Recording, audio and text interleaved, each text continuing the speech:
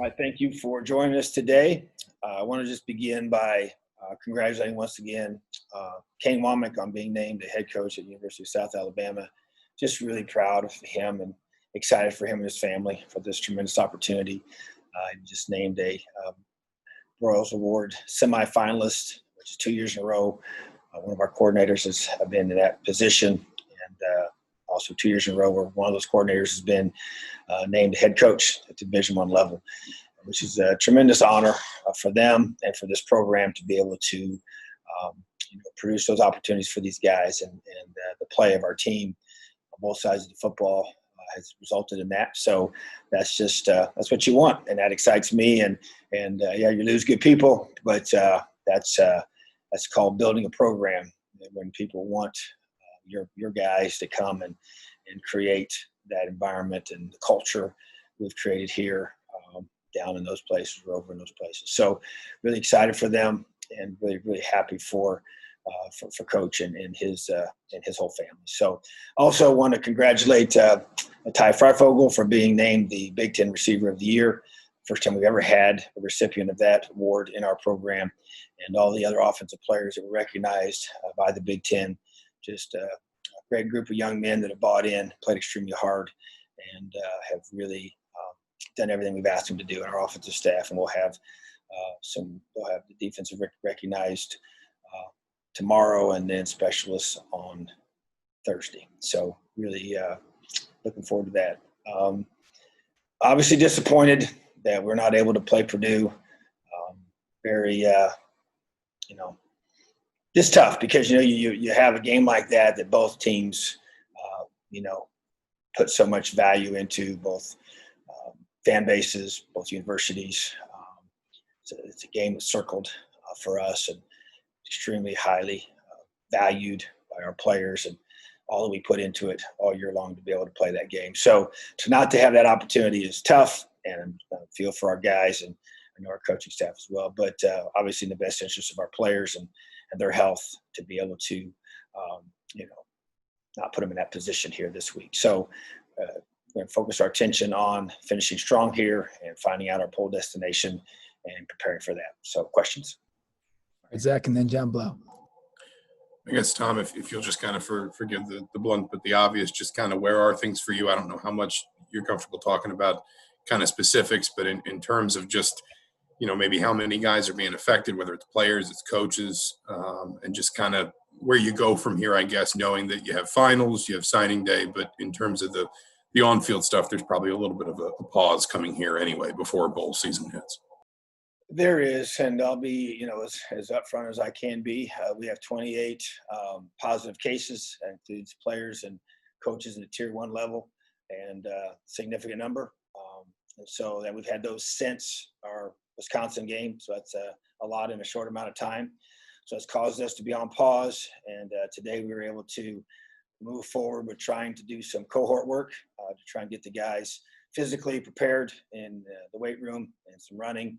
And then the goal is to be able to systematically build off of that and put us in a position to be able to have a regular practice on Monday, which will be next Monday, in preparation. So we feel like will give us 2 full weeks of bowl prep. So feel good about that. Feel good about where we are with those guys, and they're being monitored, where we've kind of become as a program in regards to the testing. We're still doing the daily PCR testing. I've been doing that for a week now. Just trying to get this thing under control. So it's been tough, and it's affected a lot of our guys, and just a lot. It's serious and it spreads fast. So unfortunately, that's what we're dealing with. But we feel good about the plan. Our medical staff's done a great job trying to get this corralled and get our guys just systematically improving each and every day, so we can get to next Monday to be able to have a full 2 weeks to prepare to be at our best on game day for a bowl game. All right, John, and then Peegs. Just following up on that, so obviously the Big Ten rule is that you have to wait 21 days, I guess, after a positive test to be, I guess, involved in activities. So is that whole grouping, are they going to be, sidelined until very late in the bowl prep, or do you feel like, you talk about that 2-week period, you're going to have most of them available to practice by the time that 21-day period is through? Yeah, from a timing perspective, and when you look at 21 days, that's 21 days till they can compete. So they obviously will have, once they clear the cycle of getting to the point where they can start having their heart tests done, which is really the last week of that. So basically, we'll be able to give them, based on our calendar, the guys that have tested positive, they'll have a full week of practice with us preparing for the bowl game. So which is what allow them to be physically ready to play on the bowl game. So yeah, we expect to have our guys all there with us ready. Obviously, the time is very important to have, because without it, we wouldn't be able to do it. But because we have this amount of time between now and the bowl game, we expect to have all the guys that finish the season healthy, able to play, will be able to play in the bowl game. All right, Peegs, then Kevin Brockway. Coach, 6-1 is now your record for the regular season. Is that a New Year's Six body of work? Do you think you've done enough to get that far with a bowl? I believe so, and that to me, it's a unique year. I mean, every conference has different numbers. Some have more than that, some have less than that, and there's several in between those numbers. And so, to me, to be able to play the schedule that we played a consecutive Big Ten schedule. All those games in a row, 7 of them, physical football, tough football, every single week coming, no bye weeks in that window of time. I think our guys did a tremendous job of being refocused each week and playing at a high level each week. And so, yes, I do. And I know, obviously, it's a unique year, and there's obviously there will always be a lot of debates and arguments about how the different conferences compare, especially when all you play is conference-only schedules for the most part. I know that's obviously all we did. Maybe you have a couple in there that had some a non-conference game or two, but not very many. So I just think that when you play in this league and you play that level of physicality week after week after week, it makes a difference. I've coached in other leagues and other, that are not at the Power 5 level, and it's week to week, it's not the same from a physicality perspective. So I understand that. I've lived that. And so, yeah, I do feel like our guys have done a tremendous job putting themselves in position at this point. We've done what we've done, and there's nothing we can do to change that. We just need to sit and wait and see what happens. All right, Kevin, then Sammy. How do you sense, Coach, the players have taken the last 2 weeks? You mentioned, tough for you, but how do you think that they've kind of dealt with this pause? And in terms of the healthy players, how are you kind of keeping them separated from the players that are sick? Well, the guys that have tested positive, they're in what we call isolation. So we have no physical contact with them. Everything is via Zoom. And so if anything they're involved with us is not in person. Their food's delivered to their apartments or their dormitories. And so they're pretty much totally isolated from everybody else. And then the guys that have not tested positive, we've treated them like they're in quarantine the last 7 days. And so try to keep everything. We'd come in, test them in the morning, and then they would leave. That's the only thing they did around us. And so today was our first day back, having guys here able to lift with them and run. So I was around our guys, the healthy ones, and still it's a pretty skeleton crew compared to what we should have here eventually. But those guys did some good things today, and we'll do that for the rest of this week in kind of an incremental way. But like I said, they're in cohorts, so they're in small groups. We will not be together as a full team until even the following Monday. So just trying to handle as best we can to keep our guys healthy and safe. And it'll be, it's important, these things that we do with them right now, but we're just trying to be as diligent as we can and follow the advice of our medical professionals here, and they're doing a great job. All right, Sammy, then Rick Bozich. Good afternoon, Coach.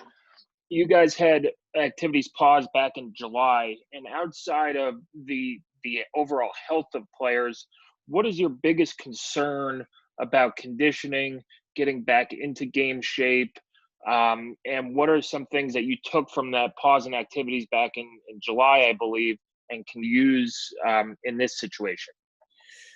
Well, I think that the thing we learned is just the true value in the wearing of masks while they're here in the facility, during the lifting workouts, the meetings, all those kinds of things inside the building.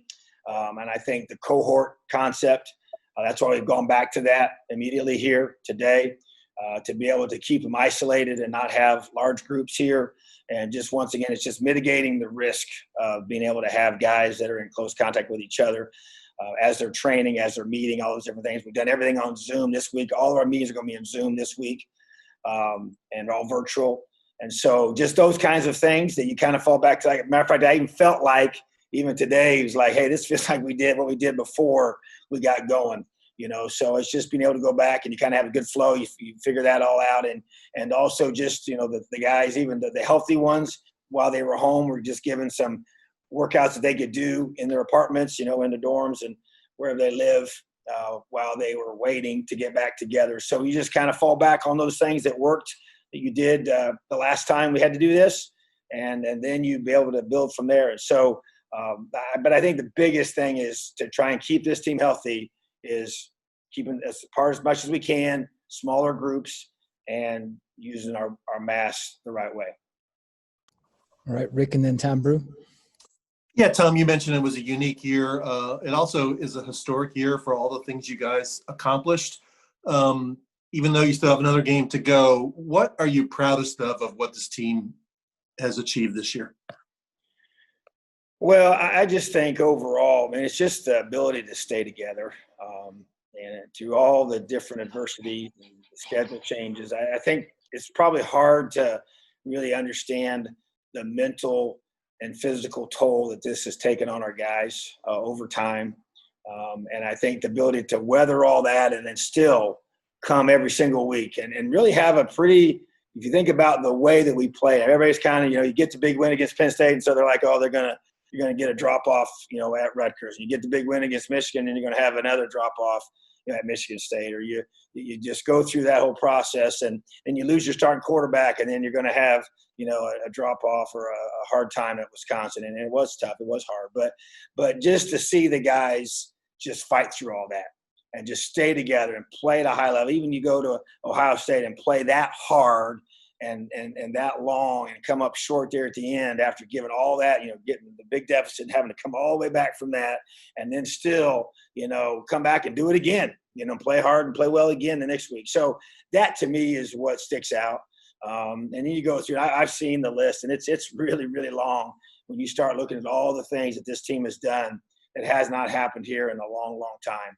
And it's impressive, and it's a tribute to this team and this coaching staff. And I'm really blessed to have an awesome group of men as coaches to work with, and just an unbelievable group of players and support staff and just everybody that's part of this thing. So I just think of just a group staying together, believing, even though this is as hard as anything we've ever gone through, and still doing historic things together. And you see those locker room scenes, the memories, just the brotherhood, the trust, the belief, and there's nothing better. I always say there's nothing better than a celebrate locker room. Just that joy of just what you've overcome to get there, all the different things that everybody knows that's in that locker room that you've been through.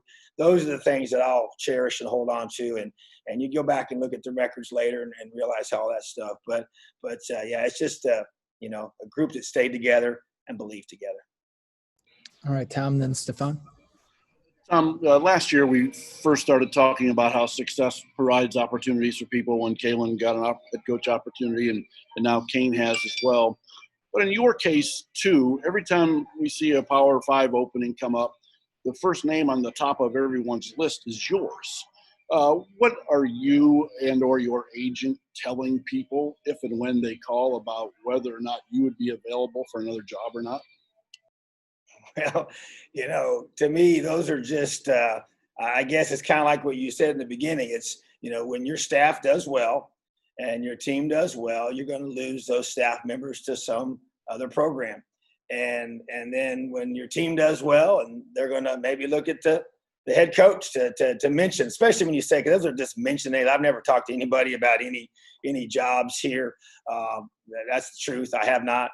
To me, it's just kind of probably a natural outgrowth of the success that we're having, at a place that hasn't had it in a long time. And everybody wants to know why, I've answered a lot of questions about LEO. What does that really mean? How is that created? How do you get how's that locker room that you guys have? How did that happen? That's the questions that I get a lot. And so to me, it's just, it's an awesome thing to be able to be at a place where other people want what you've created. And that's what makes this special, because this wasn't an overnight thing. This has taken a while, and it's taken a lot of of just, man, roll your sleeves up and go to work mindset. And this place is important to me. It's special to me. And what we're building here is a tribute to a whole lot of people. Yeah, I happen to be the head coach, but I've done this with the help of a whole bunch of folks and a whole bunch of players that believed before they got here and believed once they got here, and then made a reality out of the vision of what we set forth for them before they got here. So that's what makes it special, and that's what this is about. And we'll continue to have, I'm sure, people wanting our coaches, and that's a good thing. All right, Stefan, then Ross. Tom, we saw last week some of the reactions on social media after the college football playoff rankings had come out. I mean, what were the conversations like with your guys, around that? Because, maybe as opposed to some of the other rankings, this one's have, true implications on bowl games and stuff like that. Well, I mean, we've addressed that, and I've talked about it, and I did. I answered some questions on my coach's show last week about how I felt regarding the criteria that they were using, and just really want them to be able to have some consistency with that, and to be able to compare. And I get it; it's a tough job. They got a very challenging job to be able to. It's probably this year more than ever when you got so many variables that create a different landscape in different parts of the country, number of games played, much less crossover games. There's just much less. So you're comparing isolated teams that have never, played very many common opponents. And sometimes, as with our case, you have less games than you usually have, and other conferences even fewer than ours. So I think that creates an even more challenging job for them. But to say at the same time, I just want to be able to, it doesn't matter how many games you lose. I mean, and the fact that you play a certain number of games and certain losses, they affect you. There's consequences for losing to certain individuals and based on how they play. And our one loss was to Ohio State and at their place, and we lost by a touchdown and had the ball twice in the fourth quarter to go down and go for the score and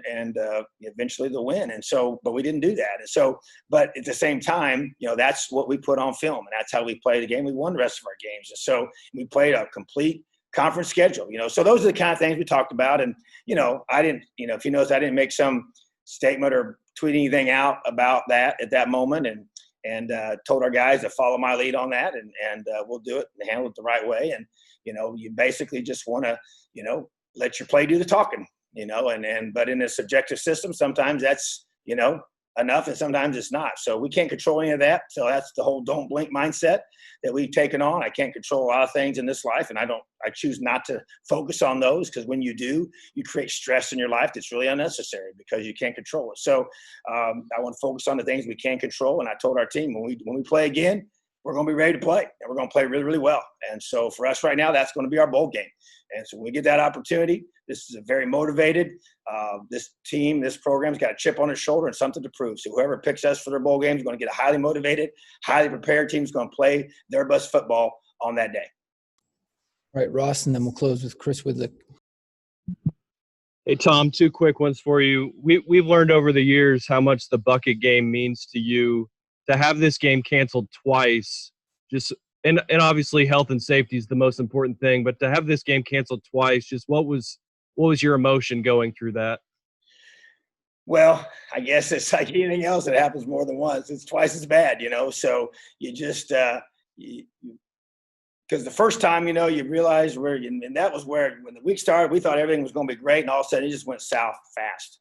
And then the second time it was like, we're hoping we can kind of figure this out. And it was just not possible, on both sides came to that same conclusion. But it's just disappointing. I mean, it's just, once again, I guess it's kind of par for the course for 2020. It's been a series of things that have happened that nobody really wanted to happen, and things get canceled and that you look forward to. And then it was, the fact that it was canceled and then rescheduled and then canceled again, it's just kind of like double whammy, So, but at the same time, once again, just can't control that. So we're not going to dwell on it. Not going to spend much time wasting any energy at this point, looking in the rearview mirror of that. We just have to move forward and get ready for the next one. And then secondly, real quick, Peyton Ramsey's going to lead Northwestern here into the Big Ten championship game. Obviously, a guy who obviously has a soft spot in your heart and spent a lot of time down there in Bloomington. Just how proud are you of him to lead Northwestern to the Big Ten championship? And what's it say about him that so much of Hoosier Nation is still rooting him on? Well, I'm so proud of him. So happy for him. Wish we'd had a chance to play. Matter of fact, I texted him earlier in the year when they started winning their games, and I congratulated him. I said, man, hey, maybe hopefully we can meet in the Big Ten championship game in Indianapolis. And so, man, just gonna be rooting for him. And what it says about him is he's a really good football player. He's a tough kid. He's a highly competitive young man, and he's a winner. And so, always love and respect him, and it's mutual for sure. And so, wish him nothing but great things. But he's one of those guys. He's going to be great in this life, no matter what he does. So, I think he wants to be a coach. So, he'll be a great coach one day as well. All right, Chris, last one. All right, Coach, you mentioned how historic this year has been and all the special moments that you've been able to enjoy. What would it mean to the program and to you guys to get a New Year's Six bowl? And is that something you could certainly build off of as well in the recruiting world? Oh, absolutely. We've only had the chance as a program to play in one other opportunity like this. That'd be the Rose Bowl of 1967. So, massive opportunity for us at our fingertips. But any bowl opportunity for us is going to be huge, and we haven't won a bowl game here in a long time. So that's a very high goal that we have in our program to be able to. And then the next breakthrough opportunity for us to check off. So wherever that is, we're going to be excited. But yeah, the New Year's Six is prestigious for sure, and it shows that you're one of the top teams in the country. And that's why I do believe we've played to that level to be able to give them that opportunity. But we'll see how it all plays itself out. But yeah, the chance to be able to go to the Fiesta Bowl and play in that setting would be awesome for our program. But wherever we go, we're going to be fired up to be there without question, and we're going to be ready to play. All right. Thank you, Tom. Have a great day. Leo.